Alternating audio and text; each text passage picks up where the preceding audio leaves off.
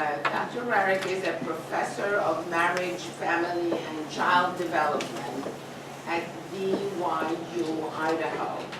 He has also taught courses at Kansas State University and at BYU, Idaho, such as lifespan, human development, parenting, and child and family advocacy. He has conducted research studies on emerging adults regarding their life goal pursuit, life satisfaction, and views on marriage and family.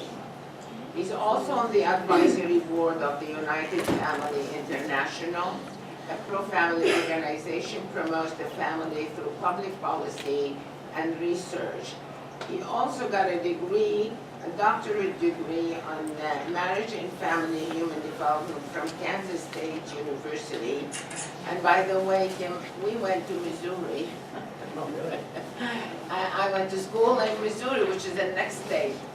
So please welcome Mr. Dr. I should say, Rarick. Thank you. I guess we can still be friends even though you went to Missouri. It's an honor to be here. I realize time is short, so I'll try to keep this brief. I could speak on this topic that I'm going to speak on for a couple hours, but all day long. All day long. In fact, my wife knows I can do that, and she doesn't want to. Anyhow, so I won't do that. I'll try to get to the point. I'd like to start off by quoting Emma Watson, who was appointed the UN ambassador of goodwill. She's also popular for Hermione Granger from Harry Potter. Something she said for her He for She campaign. Quote, "We want to try to galvanize as many men and boys as possible to be advocates for change. And we don't want to just try to talk about it. We want to try and make sure that it's tangible. Too often, for women's rights, or fighting for women's rights has become synonymous with man-hating. If there's one thing I know for certain," she says, "it is that this has to stop."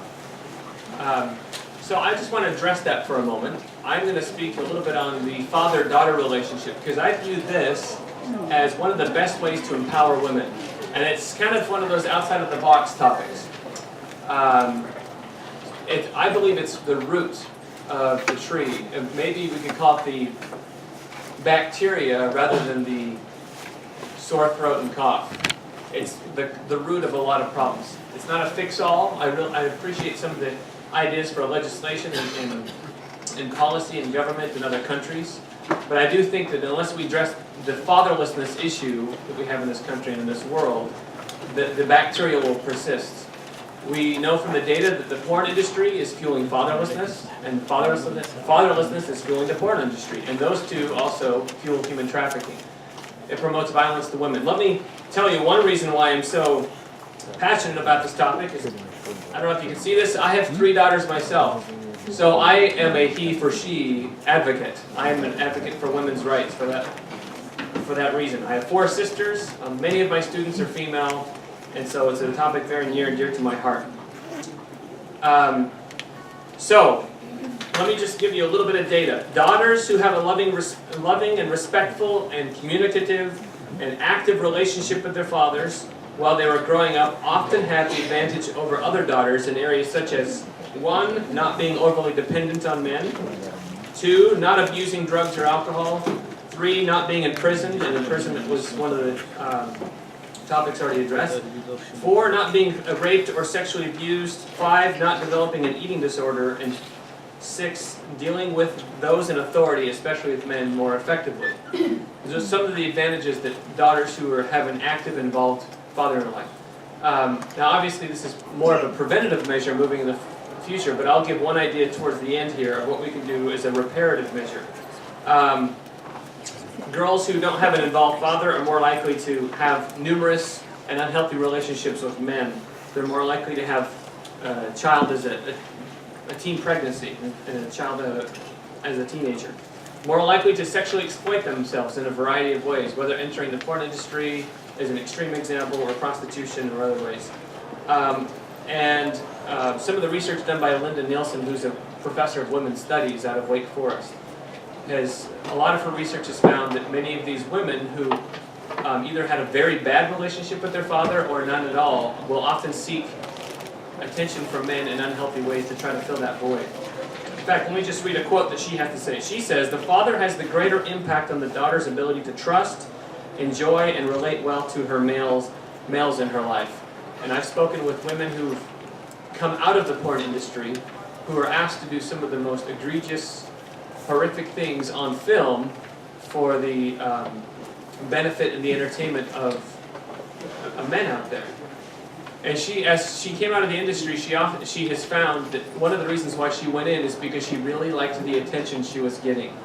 And she didn't really understand the effects it was going to have. So if you want to take hypothetically a man and a woman, a boy and a girl, you can call them Mary and John. For international purposes, you can call Maria and Juan. Anyhow, whatever names you choose. Let's say that John did not have a good father figure. He's more likely to be aggressive, more likely to be violent, more likely to treat women with disrespect. And maybe, let's say that John has a porn addiction, and porn has become more and more violent in the last 10 years. It's no longer the Playboy and penthouse of yesteryear. Let's say he's in this relationship, and he gets very violent and even strangles Mary in their sexual relationship. And he wonders why she thinks that's not a good thing, because he learned that from watching film. He's more aggressive and violent without his father's influence. Let's say that Mary also has the same plight. She never really understood or related well to the men in her life because her father was cold, work-focused, or calculating, or maybe overbearing. She's more likely to accept those sort of things as normal. Maybe not. Now, of course, none of these are guarantees. This is not a causality. As a social scientist, I realize there's a difference between correlation and causation. That's basically statistics 101. So in that hypothetical situation, we can see that the father relationship can have a critical impact. So one quote from a woman who was interviewed, a young adult. She said, "My dad has always been distant. My mom is clinically depressed. So I prefer random one-night stands with no attachment involved. I pick guys I feel superior to and can control. I don't trust people, especially men. I close up emotionally and never want to depend on men for anything." I think John Mayer, who is a popular musical artist in the United States, even though he has probably no idea what the research says, he summed it up perfectly by saying, "Fathers, be good to your daughters. Daughters will love like you do. Girls become lovers who turn into mothers, so mothers be good to your daughters too." So just to summarize, fathers have been found to have a greater impact and mothers do we don't have time to explore the unique and powerful contribution that mothers have. Fathers have found to have a greater impact than mothers in the following areas: their daughter's education, their daughter's professional pursuits, male relationships, confidence, self-esteem, mental health, and body image. President Obama himself has given a call to a return to fatherhood, as he was raised by, and he pays much praise and admiration to his single mother and his grandparents. He still wishes that he said he had the influence of a father, and so he's called Americans to that.